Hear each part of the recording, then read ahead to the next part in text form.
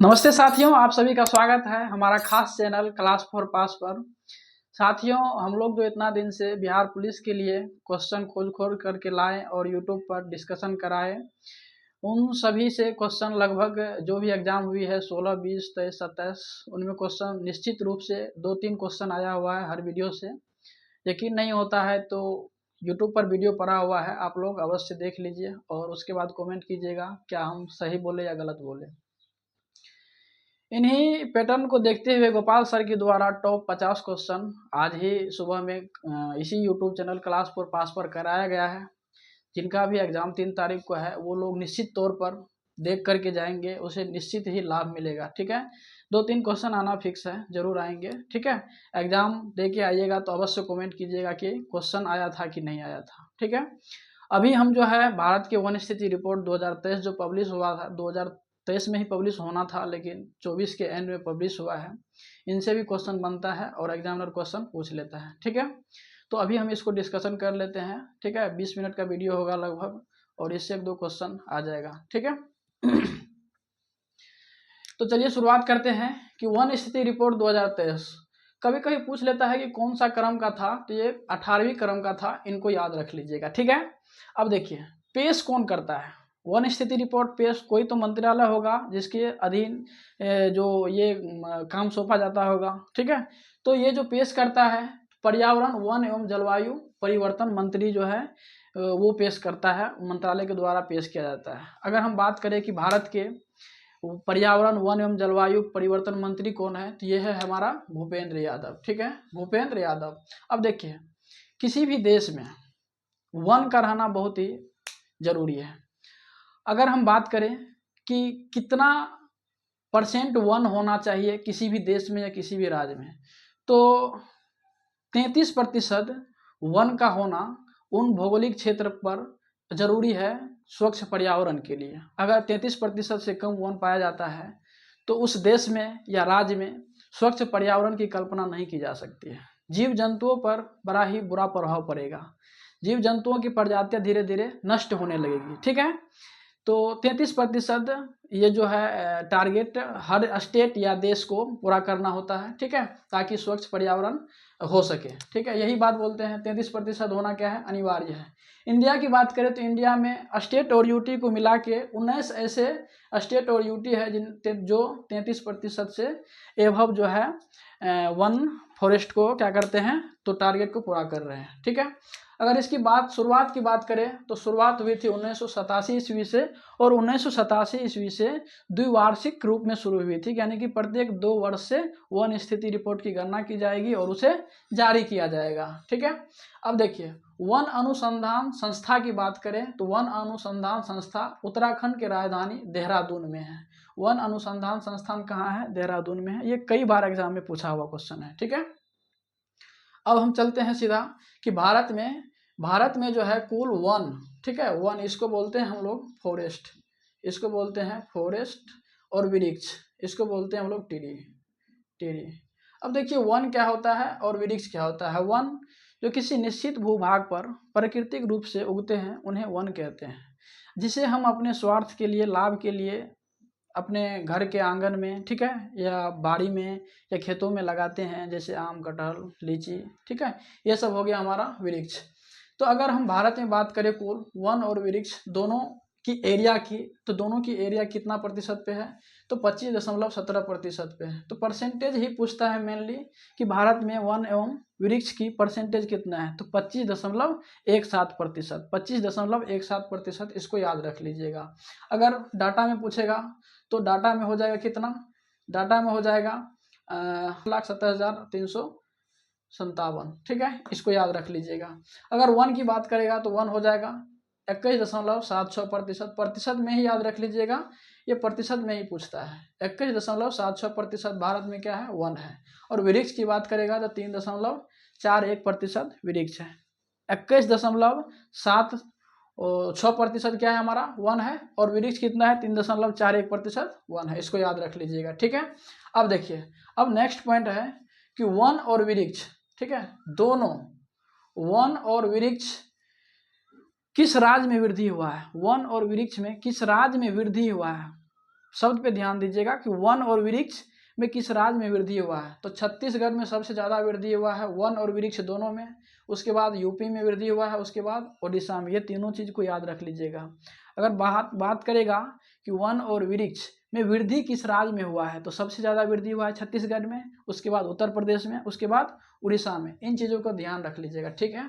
अगर बात करेगा कि भौगोलिक दृष्टि से सबसे ज़्यादा वन आवरण कहाँ पे है, भौगोलिक दृष्टि से बात करेगा कि सबसे ज़्यादा वन आवरण कहाँ पे है, तो सबसे ज़्यादा है लक्षद्वीप में, उसके बाद मिजोरम में वन आवरण में वृद्धि हुआ है, उसके बाद है अंडमान निकोबार में।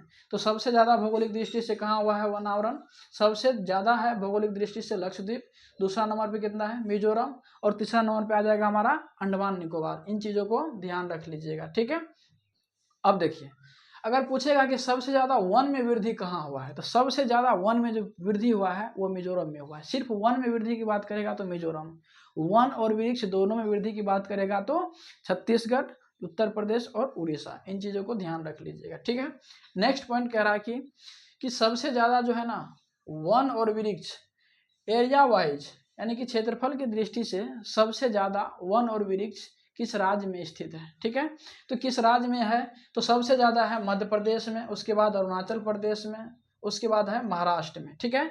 ये तीनों क्रम से है, इन तीनों को याद रख लीजिएगा कि सबसे ज़्यादा वन प्लस वृक्ष किस राज्य में है, तो सबसे ज़्यादा वन प्लस वृक्ष जो है ये है मध्य प्रदेश में, दूसरा अरुणाचल प्रदेश में, और तीसरा कहाँ पे है, तो तीसरा हमारा हो जाएगा महाराष्ट्र में। इन चीज़ों को याद रख लीजिएगा, नहीं तो मेम से याद रख लीजिएगा, एम से मध्य प्रदेश, ए से अरुणाचल प्रदेश और फिर एम से महाराष्ट्र, ठीक है। अगर बात करेगा कि सबसे ज़्यादा परसेंटेज में वन किस राज्य में है, तो सबसे ज़्यादा परसेंटेज में जो वन है वो हो जाएगा हमारा मिजोरम में। सबसे ज़्यादा परसेंटेज में मिजोरम में, सबसे ज़्यादा एरिया वाइज, तो एरिया वाइज हो जाएगा कहाँ पे, तो एरिया वाइज हो जाएगा मध्य प्रदेश में, ठीक है।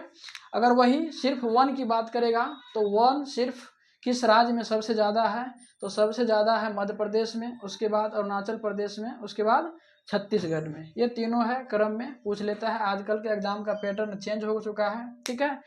पहला वाला नहीं पूछ के दूसरा वाला पूछता है, पहला वाला ऑप्शन में ही नहीं देगा, दूसरा वाला पूछ लेगा, ठीक है। तो इसलिए इन तीनों को याद रखना बहुत ज़रूरी है।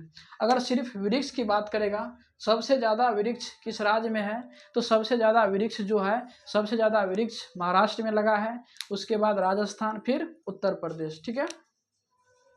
अगर बोलेगा कि सबसे ज़्यादा वृक्ष का ह्रास किस राज्य में हुआ है, तो जिस राज्य में सबसे ज़्यादा वृक्ष होगा उसी राज्य में सबसे ज़्यादा वृक्ष का ह्रास होने की भी संभावना रहता है। तो इसलिए सबसे ज़्यादा वृक्ष का ह्रास कहाँ हुआ है, मध्य प्रदेश में, उसके बाद आंध्र प्रदेश, फिर क्या तेलंगाना में, ठीक है। इनको भी याद रख लीजिएगा। जैसे वृक्ष बढ़ा है तो ये तो सब याद रखेगा, लेकिन वृक्ष का जो ह्रास हुआ है, वृक्ष घटा है, इनको भी याद रखना जरूरी है, ठीक है। इसलिए इम्पोर्टेंट हो जाता है। अगर बात करेगा कि फायर फॉरेस्ट किस स्टेट में है, तो सबसे ज़्यादा फायर फॉरेस्ट का मतलब होता है कि जैसे मतलब आग लगने से जो फॉरेस्ट का नुकसान हुआ है उसी को फायर फॉरेस्ट बोलते हैं, ठीक है। तो उत्तराखंड में है और छत्तीसगढ़ उड़ीसा, उत्तराखंड छत्तीसगढ़ उड़ीसा, ठीक है। फायर फॉरेस्ट की बात करेगा तो उत्तराखंड छत्तीसगढ़ और उड़ीसा। अब देखिए, अब जो है बोलता है कि कार्बन स्टॉक और एक है वुड स्टॉक। कार्बन स्टॉक और वुड स्टॉक, इन दोनों में जो है अरुणाचल प्रदेश अग्रणी में है। चलिए अब बिहार के संदर्भ में देखते हैं कि वन स्थिति रिपोर्ट 2023 जो 18वीं पेश किया गया है, इसमें देखते हैं कि बिहार के किस जिला में वन और वृक्ष बढ़ा है या घटा है, कहाँ क्या है, ठीक है। तो सबसे पहले हम देखते हैं कि फॉरेस्ट कवर ऑफ बिहार जो है इसमें कितना वर्ग किलोमीटर में है, तो 7532 वर्ग किलोमीटर में ये जो है हमारा फॉरेस्ट है बिहार में। सबसे ज़्यादा बिहार में किस प्रकार का वन है, तो खुला वन है। कितना में है, तो 3861 वर्ग किलोमीटर में खुला वन है। परसेंटेज में बात करें तो ये जो है बिहार के कुल क्षेत्रफल का 8% है। पिछले बार 7.84% था, ठीक है। अब हम बात करेंगे कि एरिया वाइज कि बिहार के किस जिला में क्षेत्रफल की दृष्टि से सबसे ज़्यादा वन पाया जाता है।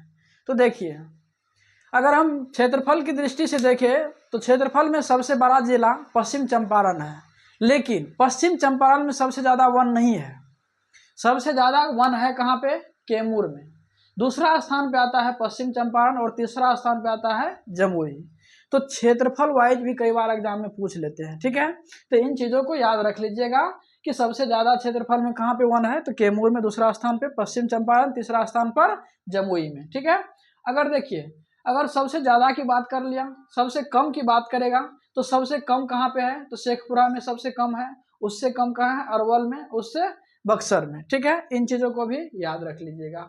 अगर परसेंटेज वाइज बात करेगा तो सबसे ज़्यादा परसेंटेज में कहाँ 1 पाया जाता है, तो यह है कैमूर में, दूसरा स्थान पर जमुई है, तीसरा स्थान पर मुंगेर है, ठीक है। अब देखिए मिनिमम की बात करेगा, सबसे कम परसेंटेज में किस जिला में 1 है, तो सबसे कम कहाँ पे है, शेखपुरा में, फिर बक्सर में, फिर सिवान में। अब देखिए क्षेत्रफल की दृष्टि से बोले या फिर परसेंटेज की दृष्टि से बोले, दोनों जगह पे जो है कैमूर का स्थान है, ठीक है। सबसे कम क्षेत्रफल की दृष्टि से बोले या परसेंटेज की दृष्टि से बोले, वहां पे भी शेखपुरा का ही स्थान है, ठीक है। तो ऑब्जेक्टिव में कई बार एक ही ऑप्शन मिल जाएगा तो काम चल जाएगा, लेकिन 3 ऑप्शन रहेगा, जैसे बीपीएससी हो गया, ठीक है, दरोगा हो गया, इन सभी एग्जामों में जो है स्टेटमेंट देके क्वेश्चन पूछ लेता है, तो वहां पे फंसीएगा नहीं अगर 3 ऑप्शन याद रहेगा तो, ठीक है। अब देखिए सबसे ज्यादा घना वन की बात करेगा, वेरी डेंस फॉरेस्ट की, तो सबसे ज्यादा घना वन कहाँ होगा, तो सबसे घना वन जहाँ सबसे ज्यादा वर्षा होगा। वर्षा सबसे ज्यादा कहाँ पे होता है, तो जो नेपाल के जैसे तराई क्षेत्र से जो भी जिला सीमा बनाते हैं, जैसे बात करें तो किशनगंज हो गया, उधर पूर्वी चंपारण, पश्चिमी चंपारण, तो सबसे ज्यादा जो घना वन होगा पश्चिमी चंपारण में होगा, उसके बाद आता है मुंगेर का, उसके बाद जमुई का, ठीक है। तो पश्चिम चंपारण याद रख लीजिएगा, सबसे ज्यादा घना वन कहाँ पाया जाता है, पश्चिम चंपारण में। सबसे ज्यादा खुला वन की बात करेगा, वेरी ओपन फॉरेस्ट की, तो सबसे ज्यादा खुला वन कहाँ पाया जाता है, तो ये पाया जाता है कैमूर में, ठीक है। उसके बाद गया का स्थान आता है, उसके बाद रोहतास का स्थान आता है, ठीक है। अगर देखिए कुछ चीजें और छूट रही है जिसको हमने कवर नहीं किया है। अगर बात करेगा मैंग्रोव वन की, तो भारत में मैंग्रोव वन सबसे ज्यादा कहाँ पाया जाता है, जिसे सुंदरी वृक्ष भी बोलते हैं। सुंदरवन का डेल्टा याद कीजिए, जब ज्योग्राफी के क्लास में क्वेश्चन डिस्कशन कराया गया था, सुंदरी वृक्ष या मैंग्रोव वन, तो सुंदरवन का डेल्टा ब्रह्मपुत्रा और गंगा के जो दोनों मतलब दोनों का संगम था, सुंदरवन का डेल्टा, वहां पे मैंग्रोव वन मिलता था। तो सबसे ज्यादा पश्चिम वन में मैंग्रोव वन मिलता है, उसके बाद आता है गुजरात के कच्छ के खाड़ी में, फिर कहाँ मिलता है, अंडमान निकोबार में, ठीक है। तो ये था हमारा वन स्थिति रिपोर्ट 2023 18वीं था। जो भी इम्पोर्टेंट क्वेश्चन था उसको हमने पूरा डाटा को पढ़ के, ठीक है, नोट्स बनाया और उसे आप लोग के सामने प्रस्तुत किया, ठीक है। उम्मीद करते हैं कि इनसे जो भी क्वेश्चन आएगा वो क्वेश्चन बन जाएगा। Thank you.